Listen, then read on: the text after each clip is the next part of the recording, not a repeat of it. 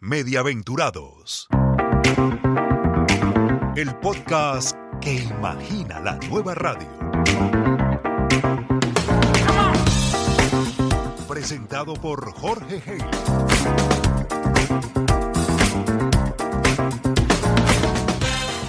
Episodio 23. Agustín Espada. Las plataformas y la distribución de la renta en la producción de contenidos.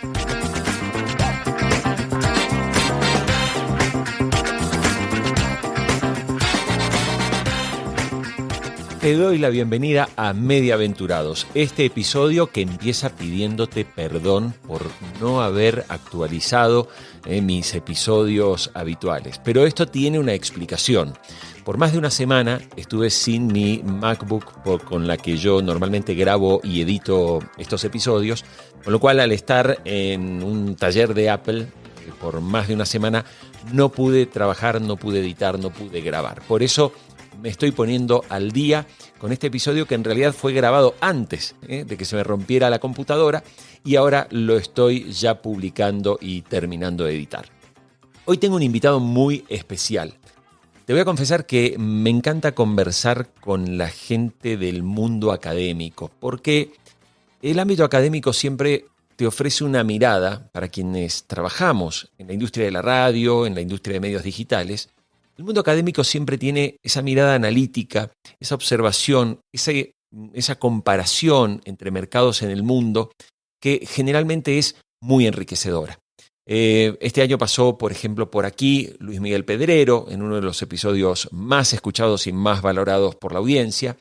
Y hoy tengo a otro académico que me encanta seguirlo en Twitter, te recomiendo que lo sigas. Se llama Agustín Espada.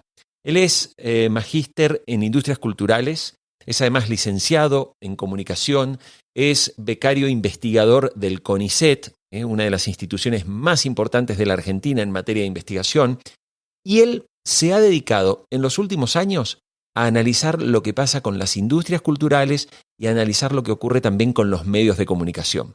Lo interesante de nuestra conversación es que nos va a hablar también de lo que está pasando en los mercados desarrollados. Y hoy con él tenemos unos temas que me parecen muy relevantes. El primero empieza hablando sobre cómo el impacto de las grandes plataformas, cuando hablamos de grandes plataformas me refiero a Amazon Prime, a Netflix, me refiero también a Disney Plus.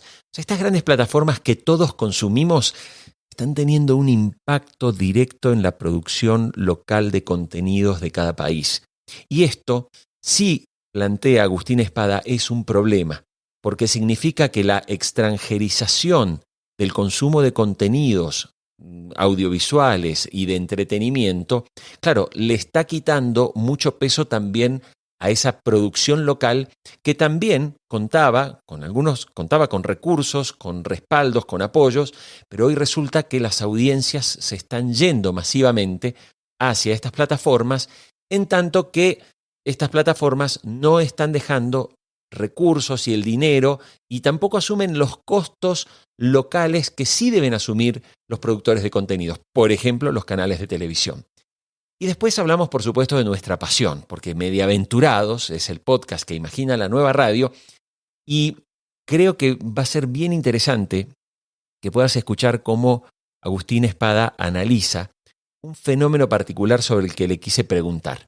¿Por qué en la Argentina la tecnología más antigua de radio, que es la amplitud modulada, sigue teniendo tanto éxito, tanta penetración y tanto alcance y preferencia por parte de la gente? Al punto tal que las grandes figuras de la radio en la Argentina no trabajan en frecuencia modulada, trabajan en la amplitud modulada con un gran alcance nacional.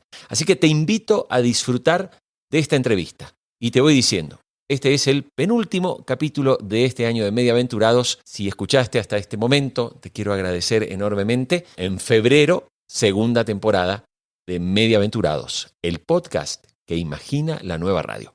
Vamos a la entrevista.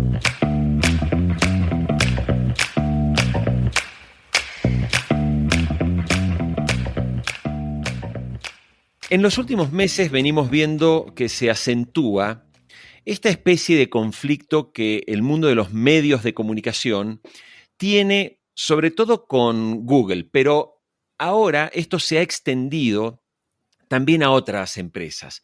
Es el caso de Netflix, es el caso de Facebook o incluso Spotify. Y claro, lo que está pasando es que los medios locales ven con mucha preocupación el hecho de que estas compañías llegan, se llevan la audiencia, tienen muchísima plata para invertir en publicidad, para invertir en todos lados, y luego resulta que tienen su producción, pero no pagan prácticamente impuestos en ningún país.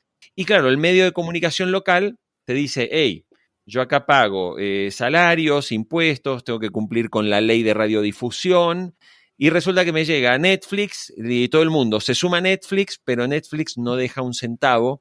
¿Cómo estás analizando este panorama? Porque sí sé que has hecho una investigación donde incluso se menciona cómo se está trabajando en un país como Australia en este sentido.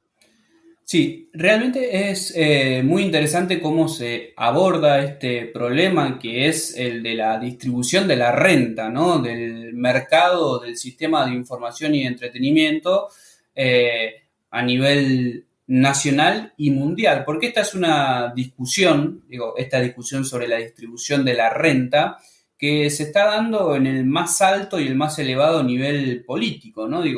La OCDE debate cómo conceptualizar tributariamente a las plataformas que prestan servicios digitales. La Unión Europea trabaja en la definición de un concepto que se denomina presencia digital significativa para que aquellas empresas como Netflix, Google o Facebook que brindan servicios en un país pero que no tienen dirección, para ponerlo en términos llanos, no tiene una dirección fiscal a la cual cobrarle impuestos, poder cobrarle impuestos, tasas, de todas maneras. Y esta discusión en algunos países tiene como eje conceptual el problema de la viabilidad económica, de la sostenibilidad económica de la producción local y nacional de información y entretenimiento. Básicamente porque estos países, como bien mencionabas Australia, pero también el Reino Unido, Francia, Alemania,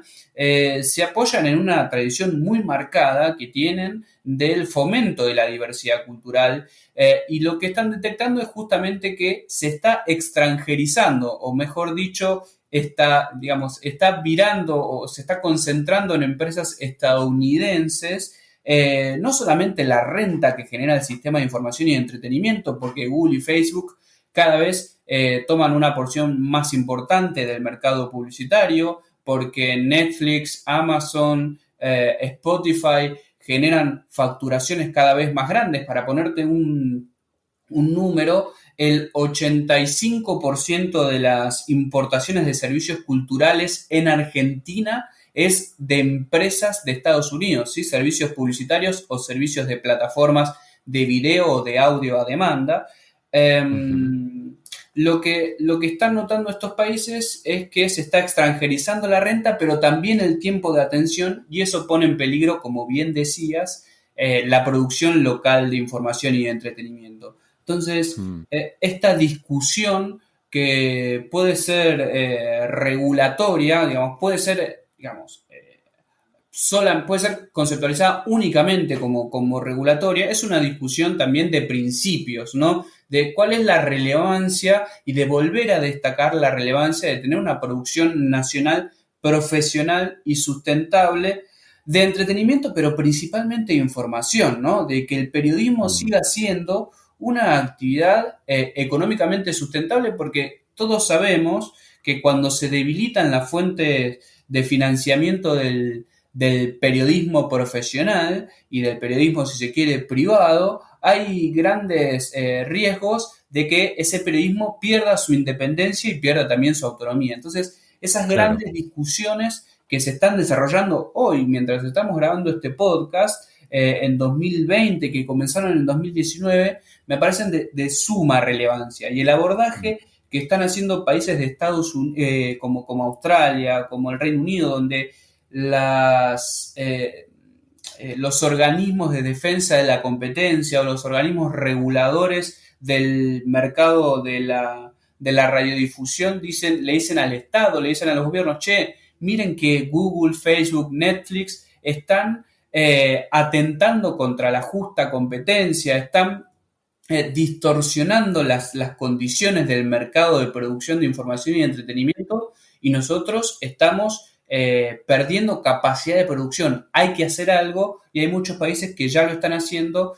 Me parece que es un momento ideal para impulsar estas discusiones también en América Latina. Claro. Agustín, ahí quisiera ponerme un poco, no en abogado del diablo, pero sí también hablar de una cosa que es real a nivel consumidores. Estas grandísimas compañías que valen miles y miles y miles de millones de dólares, finalmente lo que han logrado es captar la atención de las audiencias, como evidentemente parece que las producciones y los medios locales no han conseguido. Claro, también está pasando que estas empresas han logrado generar un tipo de producto de contenidos tan atractivo que finalmente nos tienen a todos enganchados. Y ahí nos encontramos que, como además tienen un gran músculo financiero, pueden poner a disposición de millones de personas en el mundo unas producciones de una calidad que muchas veces la propia producción local ya no está siquiera alcanzando. ¿Qué caminos se pueden avanzar, Agustín, ¿sí?, para, bueno, ver cómo se equilibra la balanza, pero que esto tampoco termine siendo lo que termina pasando siempre? Le pongo un impuesto a Netflix que después termina pagando el consumidor final. Bueno, ahí me parece que hay varias cuestiones. Yo te diría tres cuestiones, dos ligadas a tu pregunta y otra más lateral. Empiezo por las que están ligadas a tu pregunta.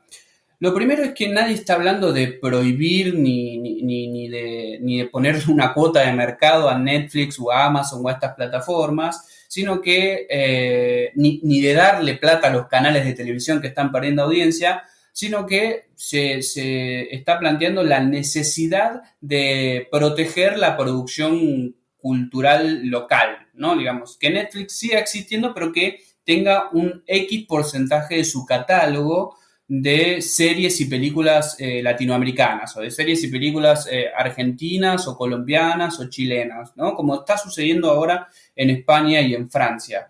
Porque, y cuando hablaba del caso de Australia, cuando hablamos de esto de la distorsión del mercado, esta distorsión de la competencia y del mercado también se da por el gran volumen de datos que tienen estas plataformas para poder conocer de antemano, ¿no? Digo, para poder achicar el margen de error en la oferta, ¿no? Digamos, para toda producción cultural hay un margen de incertidumbre de la oferta porque justamente son bienes simbólicos, entonces no se termina de saber si van a gustar o no en las audiencias.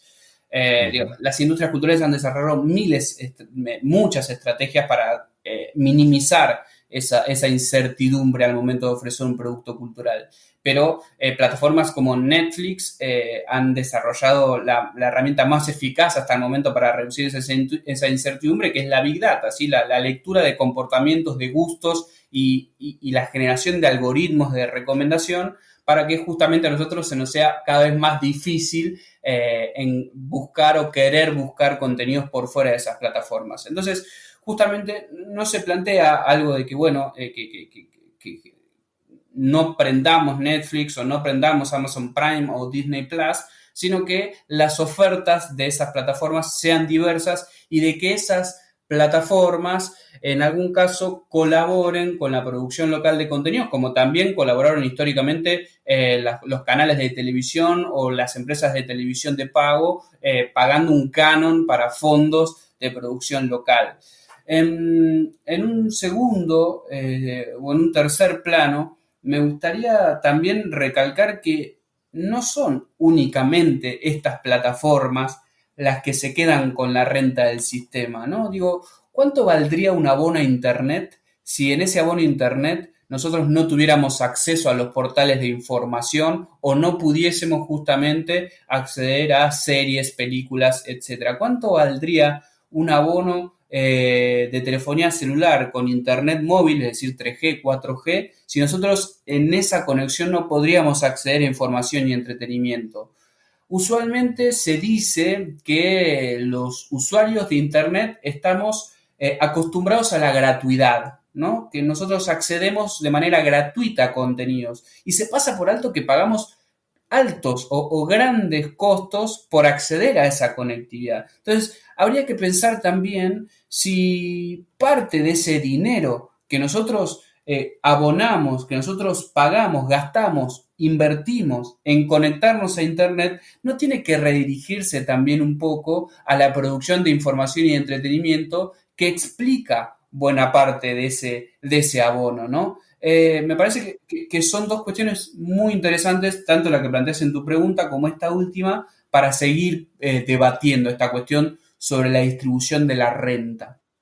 Agustín, me gustaría, como este es un podcast dedicado realmente a la radio, porque desde tu trabajo de investigador sos una persona que sigue muy, muy de cerca todo este desempeño. Y también quiero contarle a quien nos está escuchando, a ver, Argentina es un país de una larguísima tradición radial, donde la radio sigue siendo muy poderosa, hay grandes grupos de radio y una gran competencia.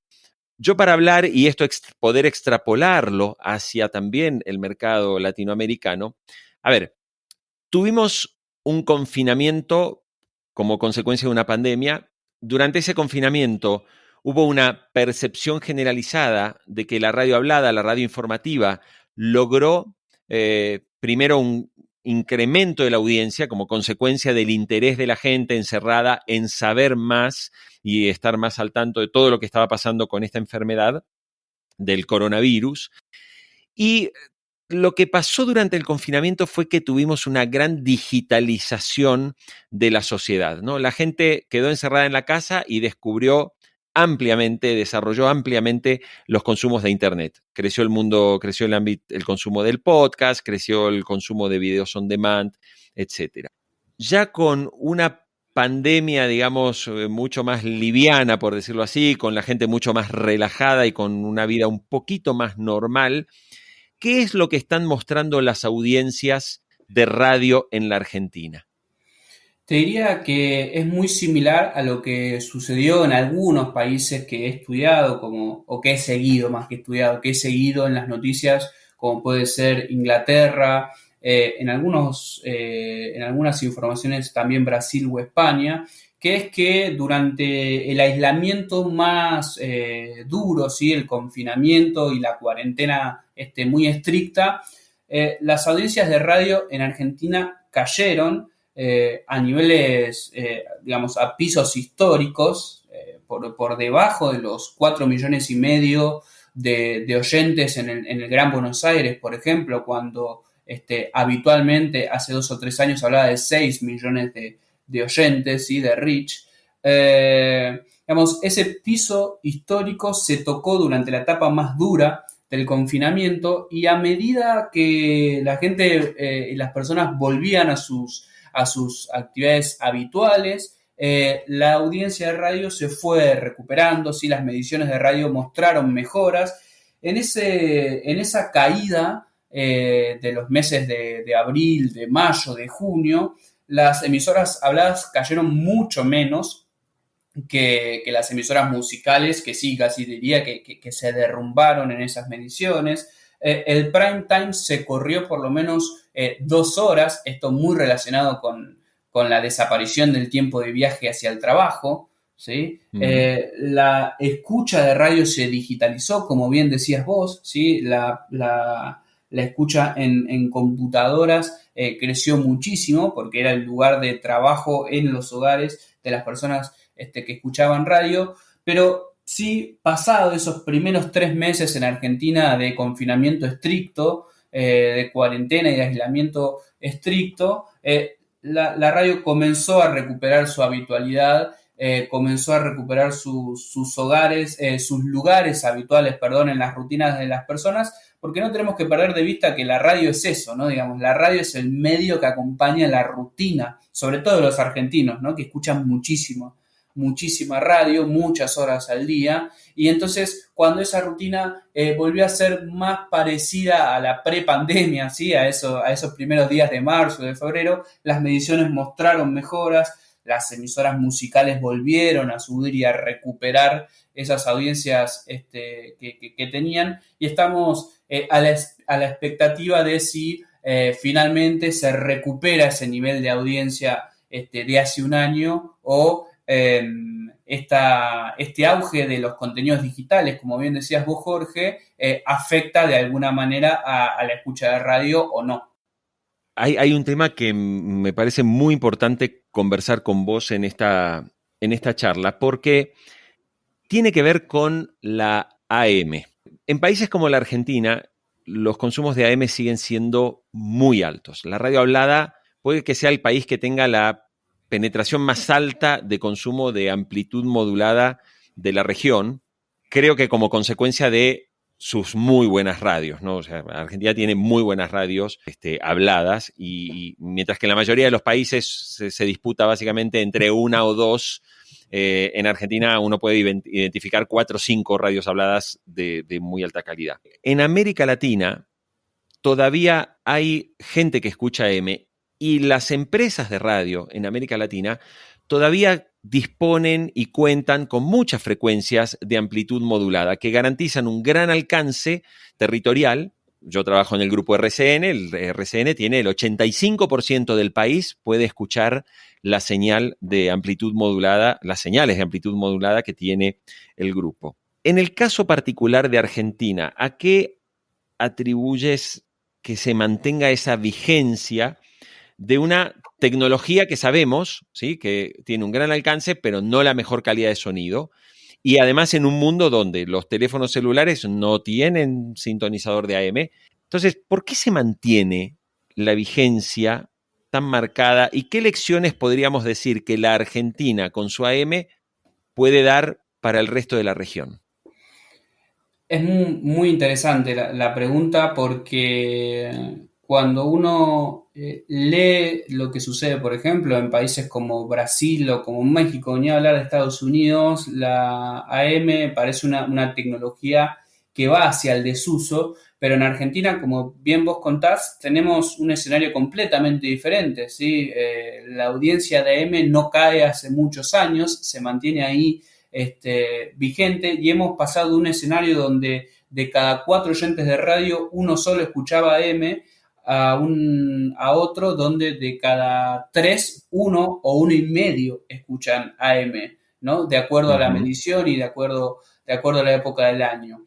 Me parece que hay una muy fuerte tradición de la radio AM. Las marcas de radio AM se han sostenido mucho más firmes que las marcas de radio FM, ¿sí?, que en nuestro país cambian constantemente la oferta. Sí, hay muy pocas marcas de FM habladas fuertes. En cambio, en el mercado de AM, marcas como Mitre, como La Red, como Continental, como Radio 10, más allá de algunos vaivenes, se sostienen en su oferta, y eso me parece que a un país que en algunos casos podríamos decir que está sobrepolitizado, como el argentino, ¿sí?, con esa grieta que tenemos, la radio informativa hablada de la AM satisface muy bien las necesidades de lo que hoy es la audiencia de radio, ¿no? Y al mismo tiempo es un síntoma, me parece a mí, un síntoma de cuánto le cuesta penetrar a la radio en dispositivos, como bien decías vos, celulares o en computadoras o en plataformas conectadas a internet, que muestran también el problema del envejecimiento de la audiencia de radio en Argentina. Y de cómo la franja etaria por debajo de los 35 años se reduce año tras año en la representación total de la audiencia, y cómo entonces la audiencia de AM, que es la más adulta, gana representación. Y después podemos hablar también de una geografía como la Argentina, donde la AM se escucha muy bien a gran distancia, y hay una gran extensión del país a donde solo llega la M, ¿no? Claro, Como último dato, te diría que en algunos mercados argentinos, como puede ser el mercado de Mendoza y el mercado de Córdoba, donde las empresas de radio y algunas marcas de radio muy importantes, como puede ser Cadena 3, como mencionabas, o Radio Niwil en Mendoza, o LB10 también en Mendoza, esas empresas transmiten tanto en AM como en FM. Ahí sí hay una mayor adopción de la FM, ¿sí? Como si el problema no fuese tanto de tecnología, sino de contenido, ¿no? Digo, no se escucha la AM por una cuestión tecnológica, sino por una cuestión del contenido. Digo, se busca ese contenido, más allá de que se escuche mejor o peor. Y Agustín, cuando hablamos de esta radio hablada que hoy está en AM, uno si hace un análisis de cuál es el salto tecnológico, nadie imagina que en América Latina incorporaremos el Digital Audio Broadcasting europeo. Muchas empresas que tienen AM realmente hacer la inversión de cambiar sus señales a frecuencia modulada es millonaria, o sea, es muy caro hacer todo ese cambio para la radio hablada. Y uno piensa naturalmente que el salto sería que, bueno, la radio hablada dé el salto hacia el mundo más bien del streaming, ¿no?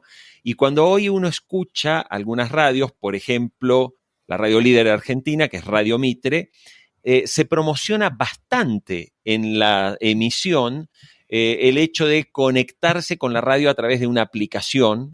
Y yo quería preguntarte en ese sentido si hay datos ya de qué nivel, digamos, ya de alcance se está logrando con el tema del streaming, pero en la radio hablada, no en la musical. Bueno, no lo tengo tan especificado por radio hablada musical. En Argentina la escucha de radio a través de internet está entre el 25 y el 30% del total de la audiencia. Sin embargo, es un porcentaje que se mantiene muy estable a lo largo de los últimos años, ¿no? Y eso me parece que es otra cosa preocupante, que no crezca mucho o que no crezca significativamente la escucha de radio a través de internet, habla justamente de un problema para la radio hablada en particular y para la radio en general. Y hablo de la radio hablada en particular porque me parece que es la que más tiene para ofrecer en el entorno digital, ¿sí? Porque uno cuando se pone a escuchar música en digital en internet tiene una oferta mucho más diversificada, ¿no? Ahí está YouTube, Spotify, digo, me parece mucho más difícil la competencia para las radios musicales en ese escenario. Pero me parece que la radio hablada tiene un problema al momento de, o por lo menos es el diagnóstico, ¿no?, que yo veo, un problema para mejorar su penetración cuando el oyente está conectado a internet, ¿no?, que elija escuchar esa radio o que elija acercarse a la radio como proveedor de entretenimiento o de información. Pero me parece que es otra vez todos síntomas del problema que tiene la radio para acercarse, mejor dicho, para ponerlo en términos de Robert Picard o de Campos Freire, ¿sí? Digo, pensadores e investigadores sobre los modelos de negocio de los medios. La radio, en ese sentido, tiene problemas para seguir satisfaciendo la misma necesidad de los oyentes, que es la necesidad de informarse, de entretenerse, pero bajo otras condiciones, que son las de el oyente conectado, ¿no?, del oyente interconectado incluso, si se quiere. Esas nuevas condiciones a la radio le está costando leerlas y satisfacerlas, ¿no?, llegar de una manera diferente para satisfacer la misma necesidad de siempre. Y me parece que, sin ser apocalíptico, la radio todavía tiene tiempo de adaptarse, pero necesita comenzar a moverse. Este año 2020 fue el inicio de Mediaventurados. A lo largo de 23 episodios hasta ahora, han pasado los mejores especialistas de la radio que sueñan y proyectan la transformación de un medio maravilloso que acompaña a diario a millones de personas. Espero que nos sigas escuchando y aquí te dejo con la entrevista. No podemos dejar de mencionar un reciente informe que se acaba de publicar y es esta irrupción que, digamos, el paradigma es The Daily, el daily podcast del New York Times, pero que cuando uno empieza a mirar ya realmente hay muchos dailies deambulando, digamos, en el mundo del podcasting por el mundo, y la paradoja la curiosidad de los daily podcasts es que en su mayoría son producidos por periódicos que están haciendo audio, en lugar de que los daily podcasts sean producidos por las propias radios para esas audiencias. Y ahí quería ver tu opinión sobre si crees que el daily podcast puede convertirse en un hábito mucho más popular para las audiencias y que si eso de alguna forma puede también convertirse, aunque sea como una leve amenaza para una radio que de repente empieza a tener un producto de daily podcast que dura 15 minutos y que le resume a la gente toda la información, y en estas dietas informativas digitales hoy parece que ese formato está calando muy bien. Es muy interesante lo que sucede con los daily podcasts a nivel mundial. 2020 en Argentina fue el puntapié inicial para los daily podcasts, ¿no? El diario La Nación, Radio Mitre e Infobae con sus resúmenes de noticias para los servicios de Google y los altavoces inteligentes, Redacción, Posta, El Litoral en Santa Fe. Bueno, una serie se han lanzado en este año los primeros daily podcasts en Argentina que responden justamente a esta tendencia que bien vienen explicando Newman y Gallo en los informes del Reuters Institute. Me parece a mí que, hay que pueden ser bien complementarios estos formatos con la radio, y habla un poco también de la poca visión que se está teniendo en el mundo de la radiofonía y sobre todo en la radiofonía hablada o informativa, sobre cómo complementar la oferta y cómo volver a esto, ¿no? Cómo satisfacer esas necesidades de diferentes maneras.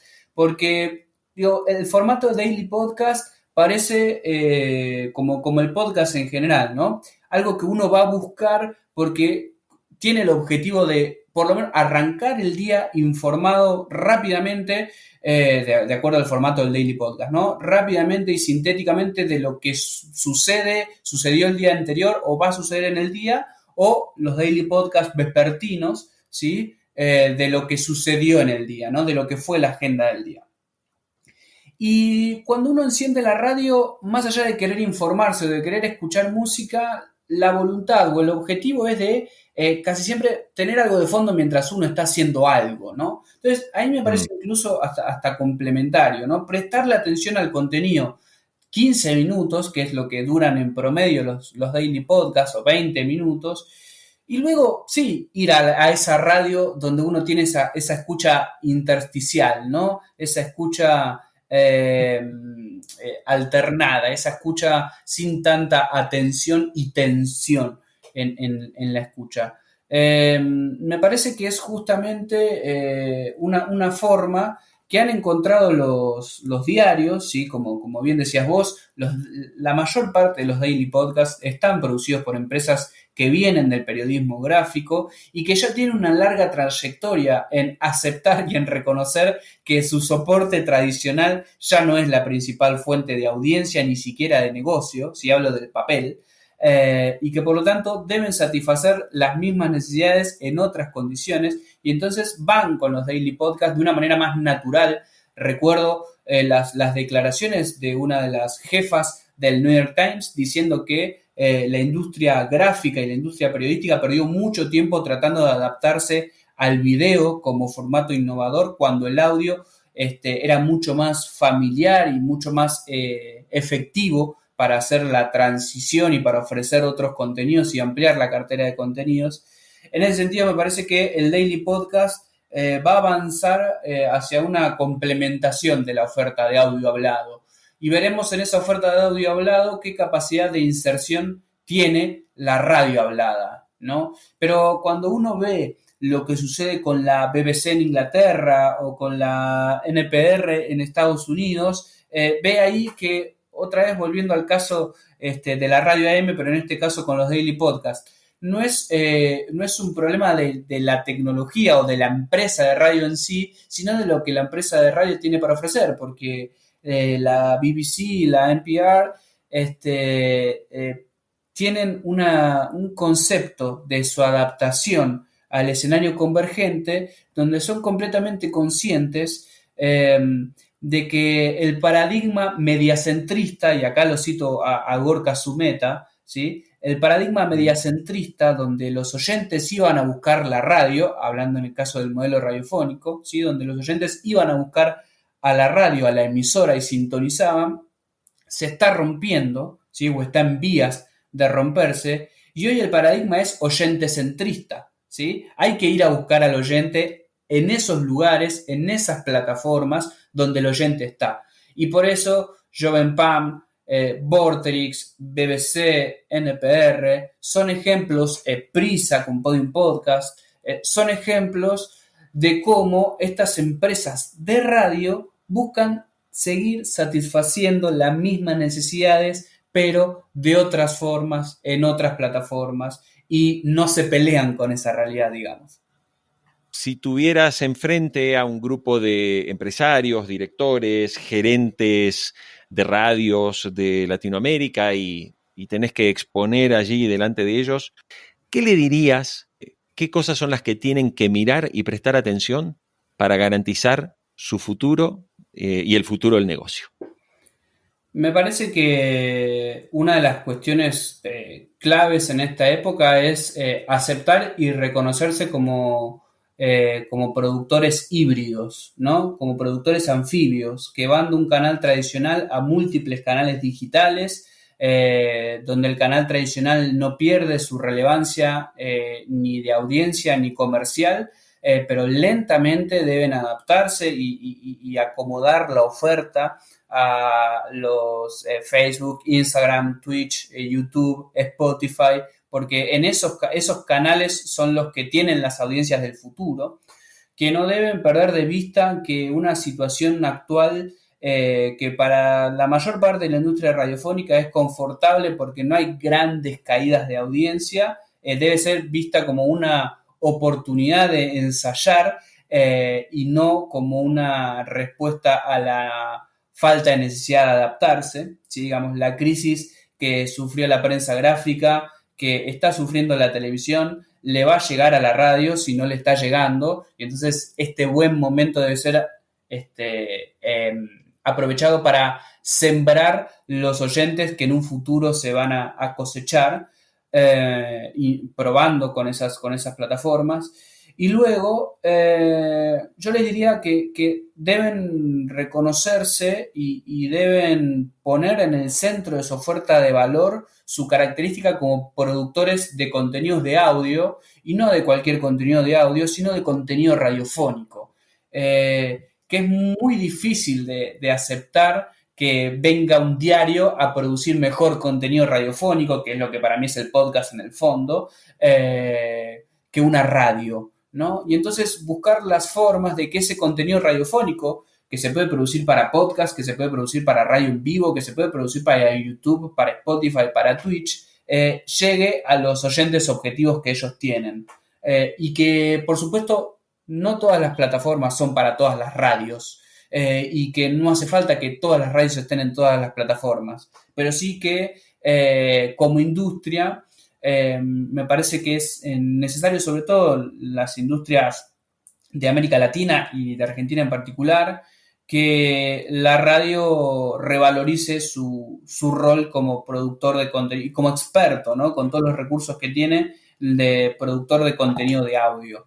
Me parece que esa es una muy buena ventaja que tiene la radio en este escenario convergente, donde está comenzando a suceder, nos estamos empezando a saturar de tantas pantallas, ¿no? Y en ese momento de saturación, la escucha, sin lugar a dudas, va a tener un lugar central. Agustín Espada, magíster de Industrias Culturales, licenciado en Comunicación Social de la Universidad de Quilmes, además doctorado, haciendo un doctorado en Ciencias Sociales de la UBA y becario del CONICET, nada menos, un hombre muy dedicado a la investigación y a la academia. Mil gracias por participar en Mediaventurados. Muchas gracias a vos, Jorge. La verdad que para mí es un gustazo estar en Mediaventurados porque soy oyente, y también porque conversar desde la academia con la industria y con los que hacen de esto un negocio también nos sirve a nosotros para aprender, ¿no? Así que siempre debe construirse y debe sostenerse ese puente.